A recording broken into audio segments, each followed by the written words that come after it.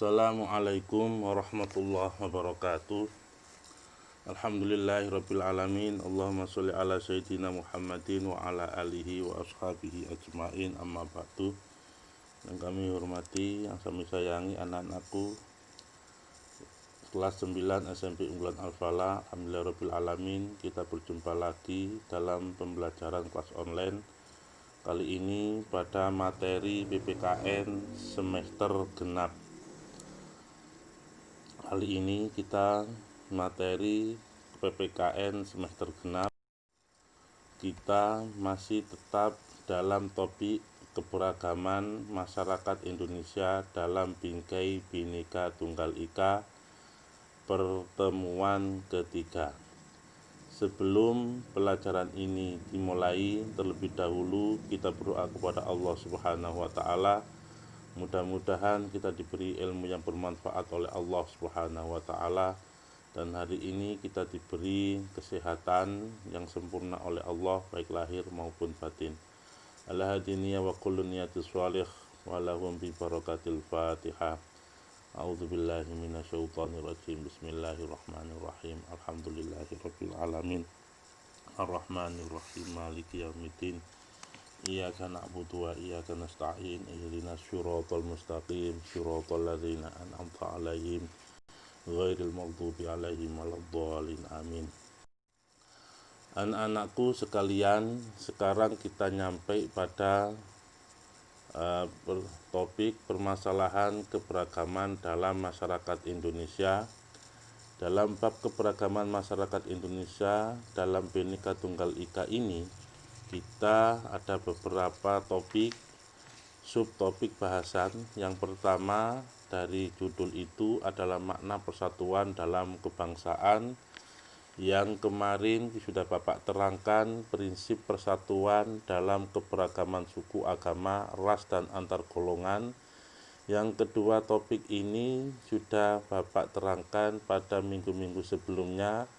Sekarang kita nyampe pada permasalahan keberagaman dalam masyarakat Indonesia. Dalam bab ini, dalam topik ini, kita akan mempelajari tentang bentuk keberagaman masyarakat Indonesia. Keberagaman dalam masyarakat Indonesia merupakan suatu hal yang harus dijadikan sebagai dorongan bagi masyarakat untuk mengenal dan memahami keberagaman di dalam masyarakat Indonesia, agar keberagaman yang dimiliki menjadi kekuatan bangsa, sehingga menjadi bangsa yang lebih maju dan lebih bermartabat.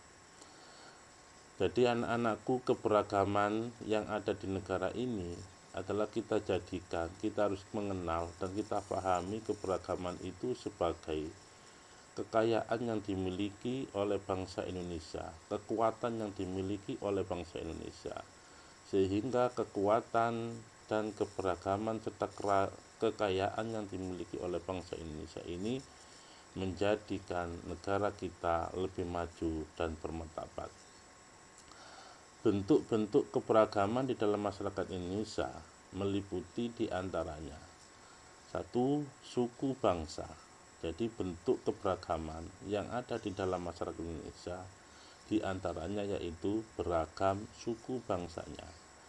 Suku bangsa adalah suatu golongan manusia yang anggota-anggotanya mengidentifikasi dirinya dengan sesama. Itu adalah suku bangsa. Suku bangsa yang tersebar di Indonesia merupakan warisan sejarah bangsa. Persebaran suku bangsa dipengaruhi oleh faktor geografis, perdagangan laut, dan kedatangan para penjajah Indonesia. Persebaran suku bangsa yang luas memiliki karakter dan ciri-ciri yang berbeda antara suku yang satu dengan suku yang lainnya.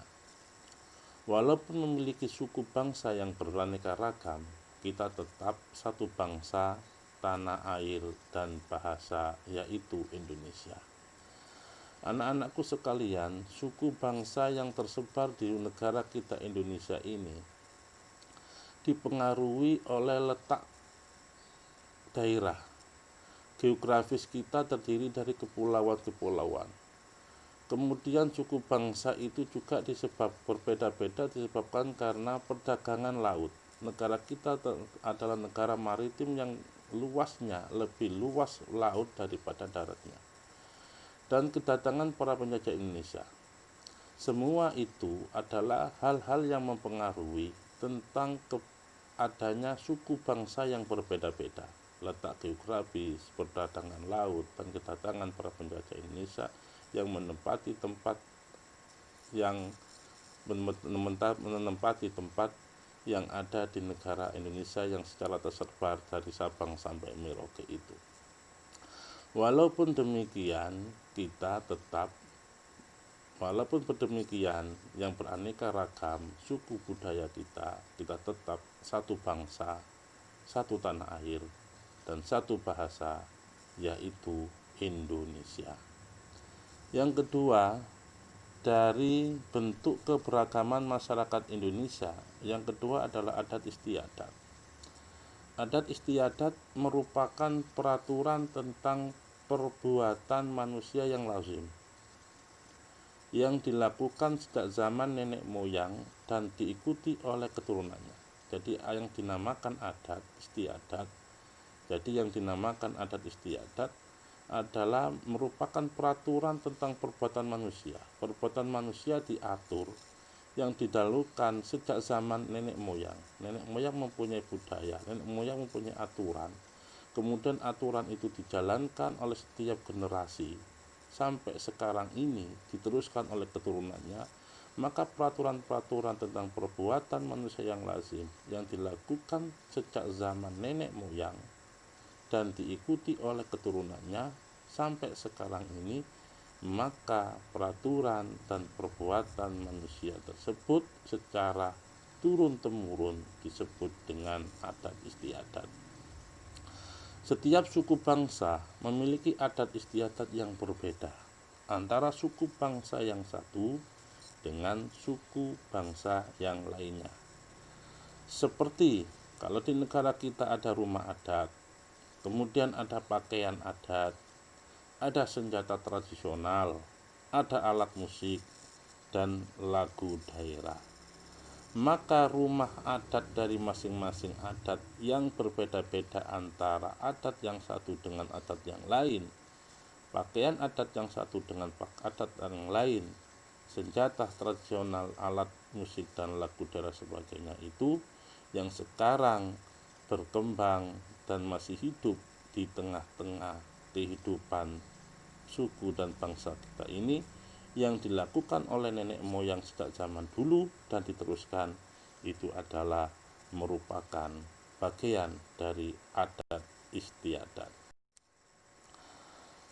Beberapa daerah di wilayah Indonesia mempunyai sistem kekerabatan yang kuat yang dianut oleh masyarakat di antaranya. Ada adat istiadat yang terjadi yang berlaku di negara Indonesia, yaitu mempunyai sistem kekerabatan yang kuat. Di antaranya adalah sistem kekerabatan yang disebut dengan pranetal. Apa sih pranetal itu? Pranetal adalah sistem kekerabatan pranetal, menarik garis keturunan dari kedua belah pihak, ayah dan ibu. Kedudukan laki-laki dan perempuan sama. Misal, di daerah Aceh dan Jawa Barat, jika mengadakan pesta perkawinan, maka menurut adatnya dibiayai ditanggung oleh kedua belah pihak.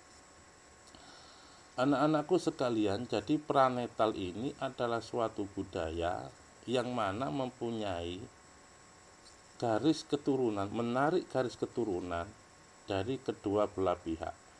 Jadi di daerah itu kalau mengadakan pesta perkawinan, yang mana pesta perkawinan itu adalah antara laki-laki dan perempuan mempunyai kedudukan yang sama. Tidak ada yang menonjol laki-laki dan tidak ada yang menonjol daripada perempuan.